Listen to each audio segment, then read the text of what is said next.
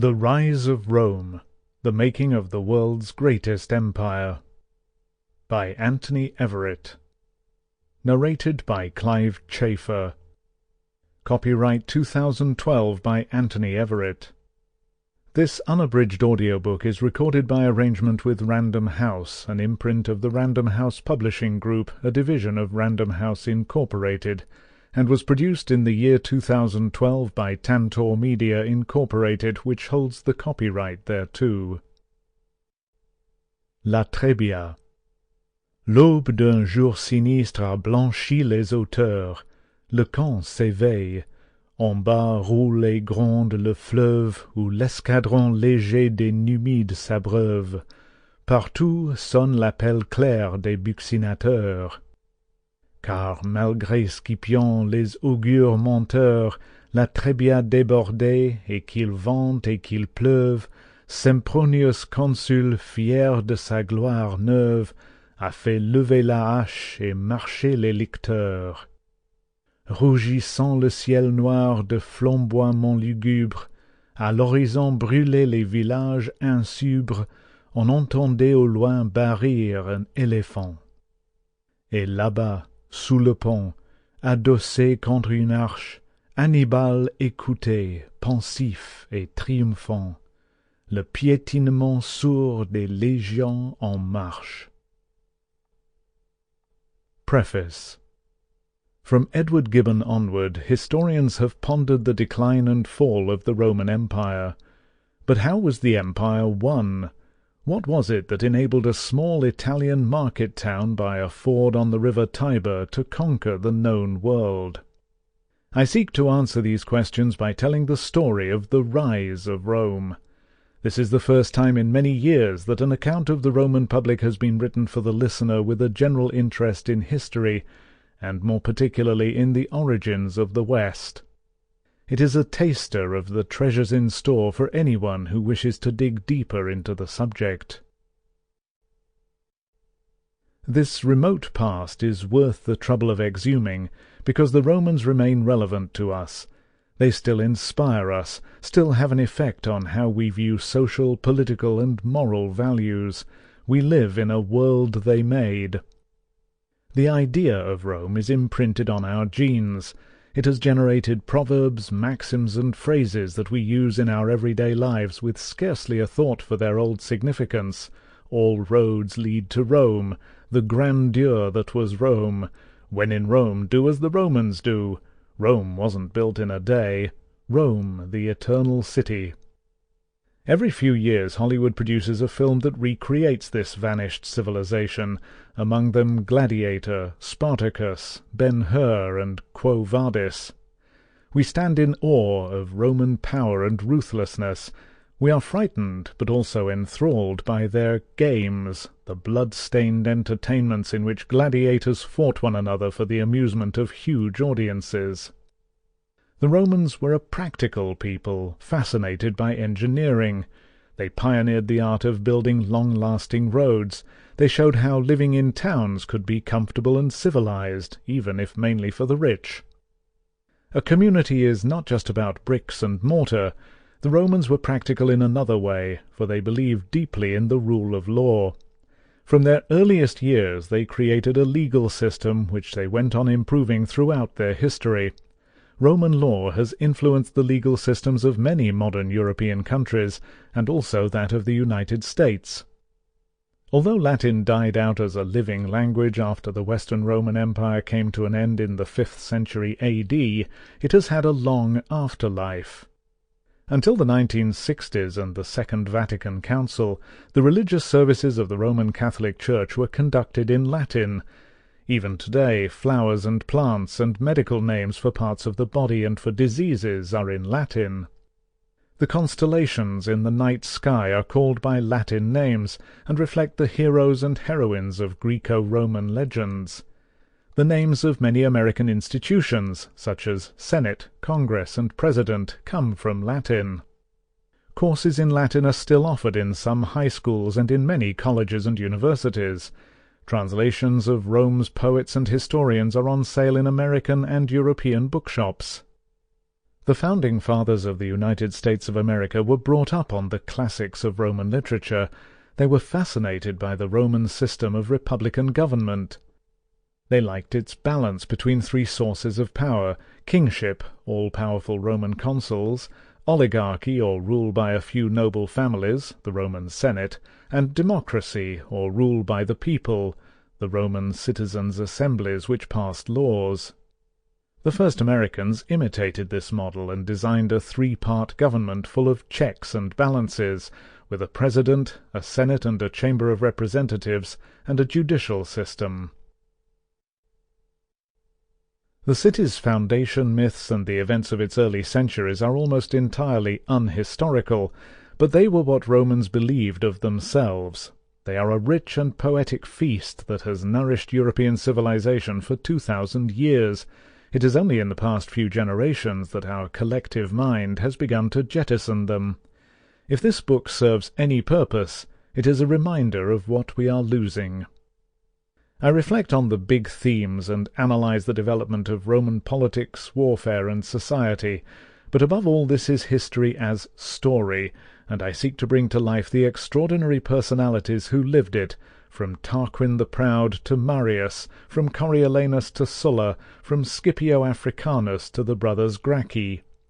The most charismatic of them all was not even a Roman, but the man who came closest to destroying Rome, the great, tragic, embittered Hannibal. One of the curious features of Roman history is that it often suggests parallels between then and now, but such comparisons can be dangerous, and I leave listeners to make their own connections unaided. An unquenchable legend underpins the hopes and ambitions of many of the actors in this long drama, that of the siege and sack of the city of Troy, or Ilium, as Homer had it in his epic poem the Iliad, and the tragic heroism of the Greek warrior Achilles, doomed to die young but glorious.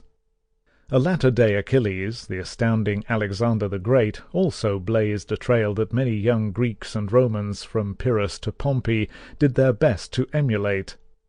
And it was generally agreed that Rome was Troy reborn, ready to avenge itself on the once victorious Greeks.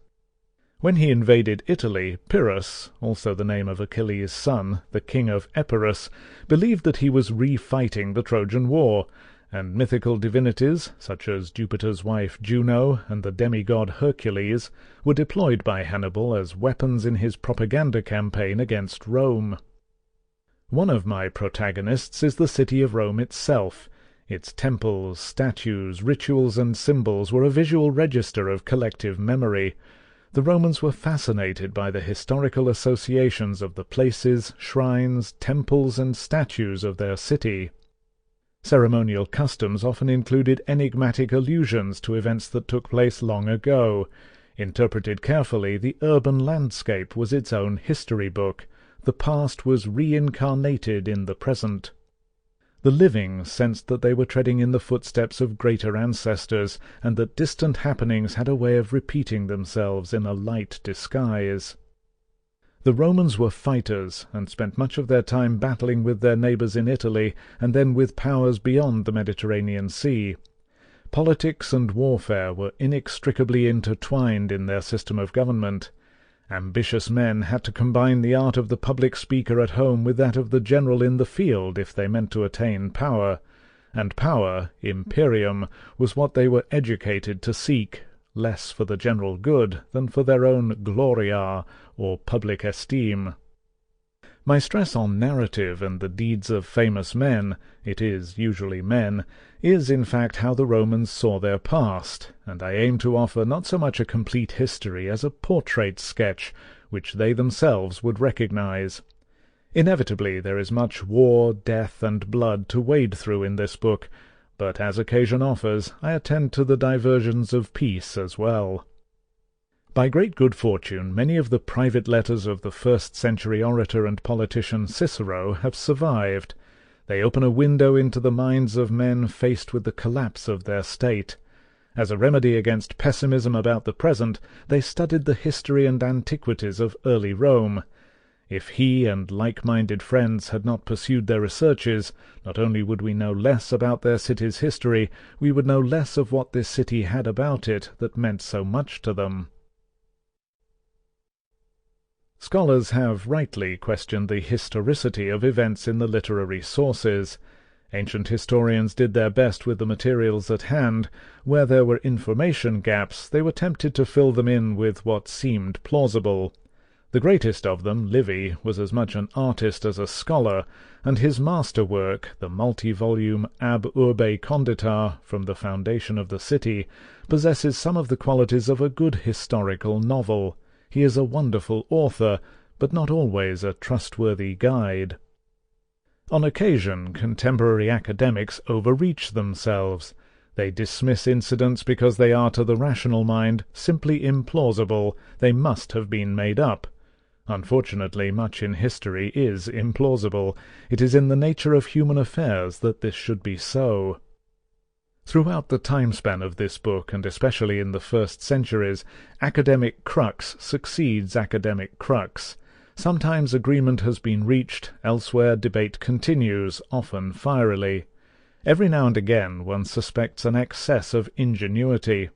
While I nod in the direction of these uncertainties, if not in the main text then in the endnotes, I do not spend too much time on difficulties of interpretation which are of little interest to anyone but the specialist. Taking the variable nature of the literary sources into account, I have divided the book into 3 parts. Legend, the age of the kings, where most of the events never took place, at least not in the manner described. Story, the conquest of Italy and constitutional conflict, where fact and fiction cohabit. And history, the Republic as a Mediterranean power, where the literary sources make a serious attempt at objectivity and accuracy. I close my narrative with the bitter civil war between Sulla and Marius in the 1st century B.C., and the statesmanlike eastern settlement of Pompey the Great. The contrast between external triumph and domestic collapse could scarcely be greater. Although more conquests were to come, the Republic was now the undisputed ruler of a vast Mediterranean empire. At the same time it was on the verge of a final and irrevocable constitutional breakdown. The men who governed the world were unable to govern themselves. Listeners who want to know what happened next may wish to consult my Lives of Cicero and Augustus, which trace at some length Rome's bloody transition from a partial democracy to a total autocracy. When I refer to a year or to a particular century, it should be understood as B.C. unless specified otherwise. Roman nomenclature is complicated and requires an explanation. Most male citizens had 3 names. The first was the given name, or praenomen. In the late Republic only 18 of these were in general use, the most popular being Aulus, Decimus, Gaius, Gnaeus, Lucius, Marcus, Publius, and Quintus. As a rule, an eldest son took his father's praenomen, annoyingly because it requires care to distinguish between different historical figures with identical names. Then followed the nomen, or family name, the equivalent of our surname. After this came the cognomen. Originally this was a nickname attached to a particular person. Thus Cicero means chickpea, and presumably referred to a pimple on the face of a once-upon-a-time Tullius, but over the years it came to denote branches of the larger family or clan. A successful general would be given an additional cognomen, or agnomen, which referred to the enemy he overcame. So, after defeating Hannibal in northern Africa, Publius Cornelius Scipio became Publius Cornelius Scipio Africanus. The subordinate status of women was exemplified by the fact that they were allocated only one name, the feminine version of the family nomen. So the daughter of Marcus Tullius Cicero was called Tullia. Sisters had to share the same name, which must have caused confusion in the family circle. They usually kept their nomina after marriage, so Cicero's wife was called Terentia, not Tullia. When using his full official designation, a Roman citizen inserted after his nomen his father's praenomen and his tribe, so the complete Cicero was Marcus Tullius Marci Filius, or Marcus's son, Cornelia Tribu, in the Cornelia tribe, Cicero. Introduction. Two old friends, now getting on in years, were looking forward to meeting each other again. The year was 46 B.C., and Marcus Terentius Varro, the most prolific author of his day, was on his way to his country house a few miles south of Rome. A shrewd, practical man, Varro was no deep thinker, but he did try to know all that was known. His neighbour, Marcus Tullius Cicero, was a great public speaker, whether in the law courts or in the political bear-pit of the Senate House. Self-regarding, eloquent, and sensitive, Cicero was vinegar to Varro's oil. For all that, they liked each other, largely because they shared the same interests. One of these was a passion for Rome's past. By a happy chance, a few of Cicero's letters to Varro have survived the bonfire of time. In one note Cicero urged Varro to hurry up. "I am coming to hope that your arrival is not far away. I wish I may find some comfort in it, though our afflictions are so many and so grievous that nobody but an arrant fool ought to hope for any relief." The afflictions Cicero had in mind stemmed from a civil war among Rome's governing elite. Leading personalities were at risk of losing life and limb. What were they to do, they asked themselves anxiously, in an age when the Roman Republic, the ancient world's lone superpower, omnipotent abroad, seemed bent on destroying itself at home? Most observers of the day thought that the rot had set in a century or so previously. Rome's conquest of Greece and much of the Near East released unimaginable quantities of gold, not to mention that human gold, uncounted numbers of slaves. Wealth flooded into Rome, which became in effect the capital of the known world, and grew into a multicultural melting pot and megalopolis of up to 1 million souls. This was the unintended consequence of winning an empire, and it is perhaps no accident that the serious study of Rome's past began at about this time. To men like Varro and Cicero, the once tough, socially responsible, resourceful, and plain-living Roman was being softened and subverted by the oriental vices of greed, luxury, and sexual license. The city's constitution had served it well for centuries. A law-making citizens' assembly balanced a small ruling class of nobles.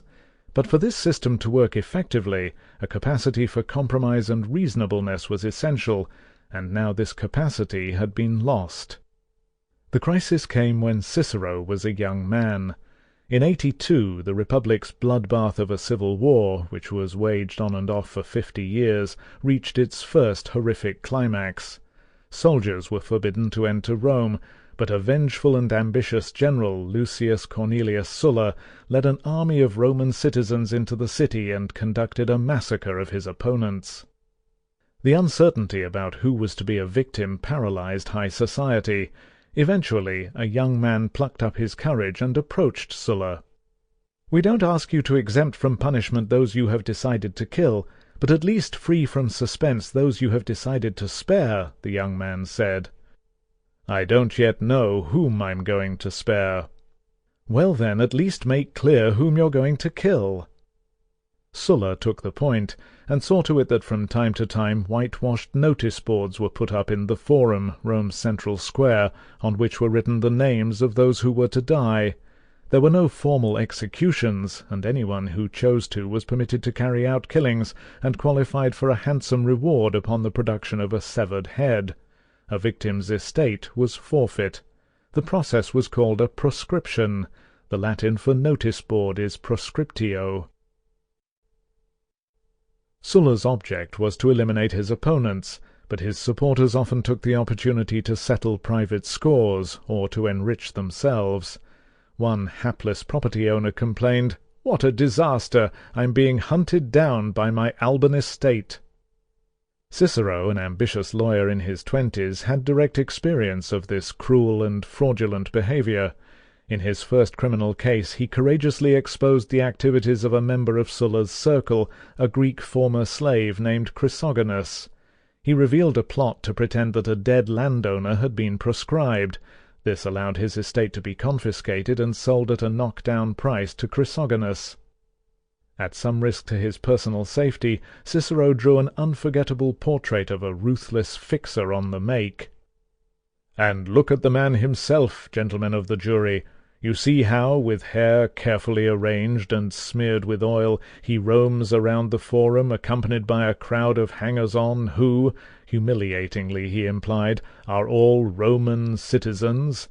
You see how he despises everybody, how he considers no other human being to be his superior, and believes that he alone is rich and powerful."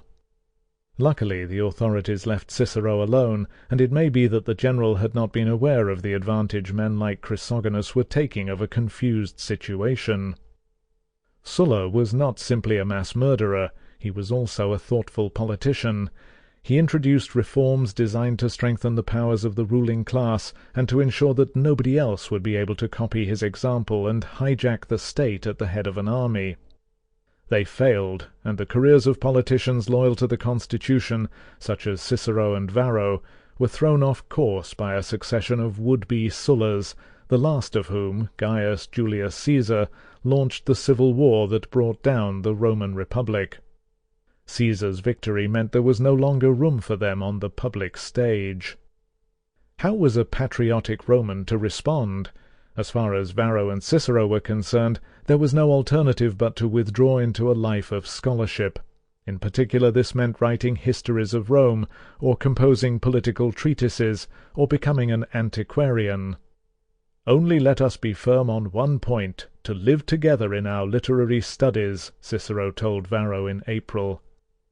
"If anyone cares to call us in as architects or even as workmen to build a commonwealth, we shall not say no.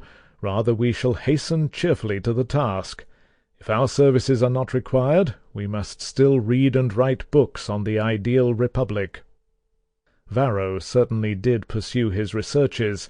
He is credited with writing a phenomenal 490 books, although only one complete work survives, a handbook on agriculture. He lived to a very great age, completing one of his most celebrated tomes, Country Matters, De Re Rustica, toward the end of his life. He told his wife, "If a man is a bubble, all the more so is an old man. My 80th year warns me to pack my bags before I set out on the journey from life."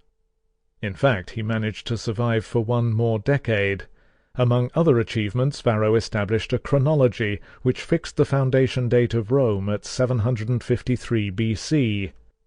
Although it contains errors, it remains the traditional timeline to this day. Varro and Cicero continued to meet, sharing black views of the current state of affairs and recalling Rome's past glories. They visited each other in one or another of their rural or seaside villas. Cicero could be a persnickety and demanding guest. "If I have leisure to visit Tusculum," he wrote, "I shall see you there. If not, I shall follow you to Cumae, and let you know in advance, so that the bath be ready." A little later he jokingly threatened, "If you don't come to me, I shall run over to you." His admiration for his learned friend shines through the correspondence. "These days you are now spending down at Tusculum are worth a lifetime by my reckoning. I would gladly leave all earthly wealth and power to others, and take in exchange a license to live like this, free from interruption by any outside force. I am following your example as best I can." Rome's historians and antiquarians did not regard themselves as professional scholars, but like Cicero and Varro tended to be unemployed members of the ruling class. Their purpose was to educate the degenerate generations of their own day. They wanted to be truthful, but when they were handicapped by a lack of facts, they accepted legends, and were not beyond filling gaps with what they felt must, even should, have happened. They shaped the story of Rome's early years as they, the despairing politicians of the Republic's last gasp, wanted it to be. It was meant as an alternative to the ruinous present. Thomas Babington Macaulay, the 19th-century English poet, historian, and politician, imagined that the foundation myths of Rome were originated as folk ballads, and he recreated some of them in unforgettable verse. Better than anyone else, he has evoked the stern spirit of the Roman patriot. To every man upon this earth death cometh soon or late, and how can man die better than facing fearful odds for the ashes of his fathers and the temples of his gods? The tales men such as Varro and Cicero told not only illustrated lost virtue, but also included horror stories of long ago, worked up if not made up, which were intended to be a dreadful warning to the wrongdoers of their own day, who were set on destroying the state. Their version of events is only loosely connected to the truth, in so far as we can discern this nearly 3 millennia later, but its historical unreliability is much less important than the light it casts on what a Roman saw when he examined himself closely in an idealizing mirror. Part 1. Legend. Chapter 1. A New Troy. The origin of Rome can be traced back to a giant of a wooden horse. For 10 years a coalition of Greek rulers besieged Troy, a mighty city-state at the foot of the Dardanelles on the coast of what is now northwest Turkey. The expeditionary force was there largely thanks to the machinations of 3 deities: Juno, the wife of the king of the gods Jupiter, Minerva, whose specialty was wisdom, and the goddess of sexual passion Venus. They were competing for a golden apple inscribed with the words, "A prize for the most beautiful." Not even their fellow gods dared to judge among these potent and easily offended creatures, and so it was decided that the poisoned choice would be handed to a mortal, a young shepherd named Paris, who tended his flock on the slopes of Mount Ida a few miles from Troy. His only qualification appears to have been astonishing good looks, for there was nothing in his character to mark him out from the crowd. The goddesses duly turned up without a stitch of clothing on among them. Not being above bribery, they offered respectively the gifts of power, of knowledge, and of access to the most beautiful woman in the world, Helen, the Queen of Sparta. Feckless and randy, Paris accepted the third offer and awarded the apple to Venus. The losers stormed off, plotting vengeance. It transpired that Paris was actually of royal blood. His father was Priam, the king of Troy.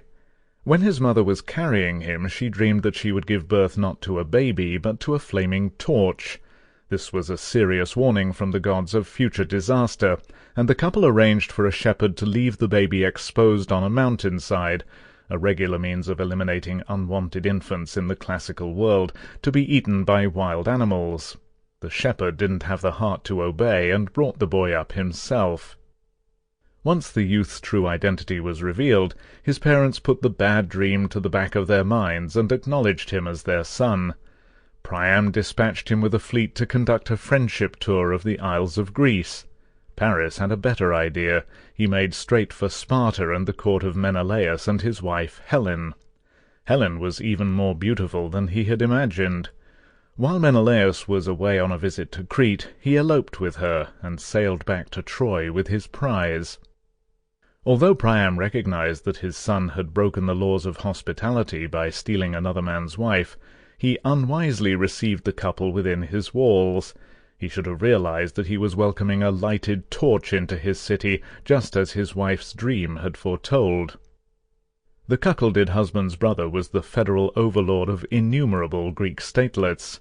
Together they won the support of their fellow rulers, and a combined army set off for Troy to retrieve Helen and punish the city that had taken her in. 10 wearying years passed, full of incident, but without a decisive victory for either side. The most notable event took place in the 9th year of the siege. This was a prolonged sulk by the Greeks' greatest military asset, the youthful but hot-tempered Achilles. A handsome redhead, he was brought up as a girl among a sisterhood of girls, according to one tradition. This was because his mother, Thetis, a granddaughter of the sea-god Poseidon, the Roman Neptune, foresaw that his fate was either to win eternal fame and die early, or to live a long life in obscurity. As a loving parent, she opted for longevity. Achilles, who was given a female name Pyrrha, Greek for flame-coloured in tribute to his hair, was pretty enough for the ruse to go undetected for some time, until the boy got one of his fellow schoolgirls pregnant. Once permitted to be male, he rejected his mother's wishes and opted for glory. He soon became known as a great warrior, and went happily off to fight at Troy, in the full knowledge that he would never return. Battles in this heroic age were not fought by disciplined groups of men, according to epic poets. Sample complete. Ready to continue?